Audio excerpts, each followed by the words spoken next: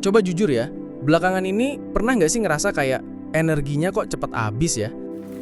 Atau lagi di tengah situasi yang berat, terus ngerasa kok gampang down, gampang panik? Kenapa ya? Sebagian orang kelihatannya kok kuat banget ngadepin masalah.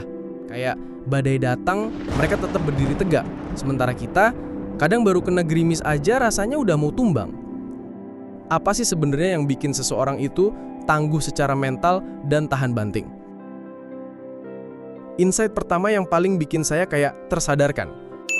Ketangguhan mental itu bukan berarti kamu nggak pernah merasa takut, cemas, atau sedih. Bukan berarti kamu itu robot yang nggak punya emosi.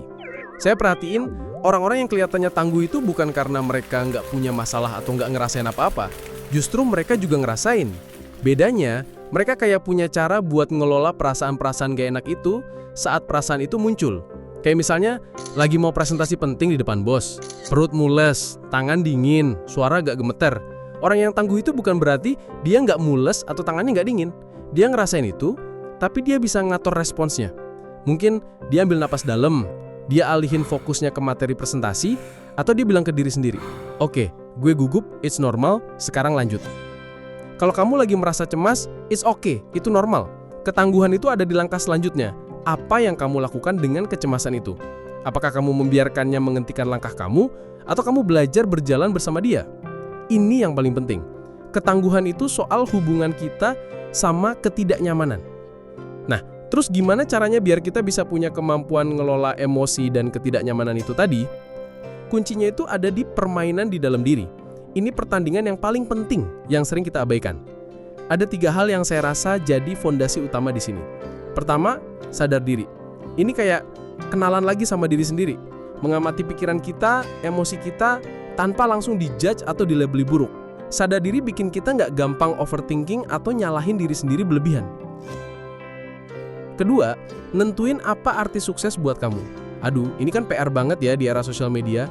Tiap hari dijijelin standar sukses orang lain. Lihat temen udah ini, udah itu, kita langsung ngerasa ketinggalan.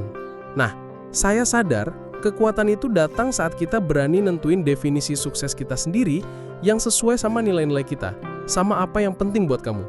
Mungkin sukses itu bukan cuma soal gaji besar, tapi soal punya waktu berkualitas sama orang tersayang, atau bisa berkontribusi di komunitas. Saat definisi sukses itu datang dari dalam, kita nggak akan gampang goyah cuma karena lihat pencapaian orang lain. Dan yang ketiga, memprioritaskan self-acceptance, alias nerima diri sendiri di atas validasi orang lain. Jujur deh, siapa di sini yang masih suka ngecek berapa likes di postingan? Atau butuh pujian dari bos biar ngerasa kerjanya bagus? Normal kok. Tapi kalau kita terlalu butuh validasi dari luar, kita jadi rapuh. Coba bayangin, kalau rasa berharga dari kita itu bergantung sama apa kata orang lain, itu kan capek banget ya. Ketangguhan itu datang saat kita bisa bilang, "Oke, ini gue. Dengan segala kurang dan lebih gue terima diri gue." Saat kita udah nyaman sama diri sendiri, penilaian orang lain tuh jadi ya sekedar pendapat aja, nggak menggoyahkan fondasi diri kita. Jadi intinya, memenangkan permainan di dalam diri itu soal berdamai sama diri sendiri, ngertiin diri sendiri, dan berani nentuin standar diri sendiri. Sekarang gimana kita bikin diri kita kuat dan gak gampang hancur pas kena masalah? Satu hal yang powerful banget, bikin jurnal bukti. Sesimpel nyatet di buku atau di notes HP. Nyatet bukti-bukti bahwa kamu mampu. Bukti bahwa kamu sudah membuat kemajuan, sekecil apapun. Bukti momen saat kamu berhasil ngelawan rasa malas. Bukti saat kamu melewati hari yang berat tapi nggak nyerah. Kenapa ini manjur? Karena gini loh, pas lagi down atau ngerasa gagal, otak kita tuh otomatis muter film semua kekurangan dan kegagalan kita. Suara ragu itu kenceng banget. Nah, jurnal bukti ini kayak rem atau bukti nyata buat lawan suara itu. Pas lagi ngerasa nggak guna, buka jurnalnya. Bentar deh, kemarin gue berhasil loh nyelesain satu tugas yang gue tunda seminggu.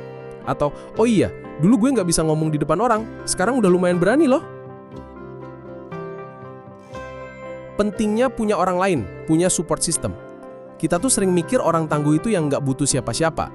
Padahal sebaliknya, orang yang tangguh itu berani minta tolong, berani share beban, berani bersandar sama orang-orang terdekatnya.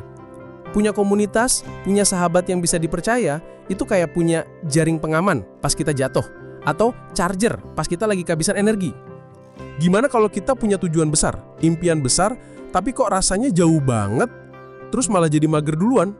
Saran yang saya temuin ampuh itu Pecah itu jadi langkah-langkah kecil dan realistis. Jangan langsung mikirin gimana capai target dalam setahun.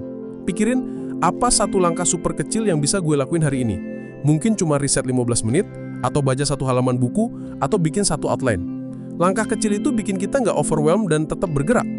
Ini nyambung sama yang terakhir. Fokus di proses, bukan cuma hasil akhir yang kadang bikin cemas. Saya perhatiin, dari orang-orang yang konsisten sukses, mereka tuh nggak cuma ngomongin target, tapi energi hariannya mereka dicurahkan ke proses yang harus dilakukan. Kalau kita fokus aja ngerjain proses yang bisa kita kontrol hari ini, energinya jadi nggak habis buat cemas mikirin hasil besok yang belum pasti. Dan serunya, kalau prosesnya bener, biasanya hasilnya akan ngikutin kok. Dan kalaupun hasilnya nggak 100% sempurna, kita tahu kita udah berproses dan bisa belajar dari situ. Ini bikin kita nggak gampang hancur pas ngerasa gagal. Satu lagi insight yang saya perhatiin, soal punya identitas yang seimbang. Sering saya lihat orang-orang yang kelihatannya tangguh, yang nggak gampang oleng pas ada masalah besar, mereka tuh nggak cuma punya satu identitas. Mereka nggak cuman profesional A atau pebisnis sukses. Mungkin dia juga seorang pemain musik, seorang penulis di blog pribadinya, atau aktif di kegiatan sosial. Kenapa ini penting? Kalau seluruh hidup kita, seluruh identitas kita cuma terikat sama satu hal, misalnya kerjaan, terus pas kerjaan itu lagi chaos atau amit-amit hilang, rasanya kan kayak seluruh dunia kita runtuh ya. Tapi kalau kita punya identitas lain yang kuat di luar kerjaan atau peran utama kita, pas satu area hidup lagi goyah, ada area lain yang tetap kokoh yang kasih kita rasa berharga, rasa punya makna. Itu kayak punya tameng atau bantalan pas kita jatuh. Jadi, punya hobi, punya minat di luar kerjaan yang serius, itu bukan cuman buang-buang waktu atau cari hiburan. Itu investasi buat kesehatan mental dan resiliensi kamu jangka panjang. Nggak kerasa ya, kita udah ngobrolin banyak hal. Ternyata ketangguhan mental itu kompleks ya. Ini skill yang bisa kita bangun, bertahap, berani ngerasain emosi tapi fokus gimana ngelolanya. Menangin game di dalam diri, kenalan sama diri, tentuin standar diri sendiri, terima diri apa adanya. Pakai alat tempur praktis, jurnal bukti, jangan malu minta bantuan atau punya komunitas, mulai dari yang paling kecil. Fokus di proses harian, bukan cuma hasil akhir yang kadang bikin cemas. Bangun identitas yang seimbang, jangan cuma punya satu kartu identitas di hidup ini. Semua ini balik lagi ke usaha yang konsisten, mau lihat ke dalam diri, dan mau embrace dukungan dari luar. Saya percaya dan saya pengen kamu juga percaya bahwa kamu itu punya potensi itu. Potensi buat jadi lebih kuat, lebih tangguh, dan ngejalanin hidup dengan rasa damai di tengah badai.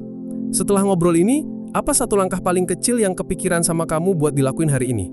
Mungkin mulai nulis satu kalimat aja di notes HP buat jurnal bukti kamu. Atau nyoba luangin waktu 15 menit buat hobi lama kamu. Atau cuman sekedar ngakuin satu emosi yang lagi dirasain tanpa ngejudge. Apapun itu, just start. Dari yang paling kecil. Saya harap obrolan kita hari ini bisa sedikit meringankan beban, atau setidaknya kasih ide baru buat kamu yang lagi berproses. Kalau video ini relate sama kamu, kalau ada satu poin yang nyantol banget, tolong kasih like ya. Itu ngebantu banget supaya video ini bisa nyampe ke teman-teman lain yang mungkin juga butuh denger ini. Dan serius, saya pengen banget denger dari kamu. Dari semua yang barusan kita ngobrolin, poin mana yang paling berkesan buat kamu? Atau mungkin kamu punya cara sendiri buat ngembangin ketangguhan mental? Share di kolom komentar di bawah ya. Yuk kita bikinin tempat kita saling berbagi dan saling nguatin. Makasih banyak udah nemenin ngobrol sampai akhir. Ingat, kamu jauh lebih kuat dari yang mungkin kamu pikirkan. Dan kamu nggak sendirian di perjalanan ini. Sampai ketemu di video berikutnya.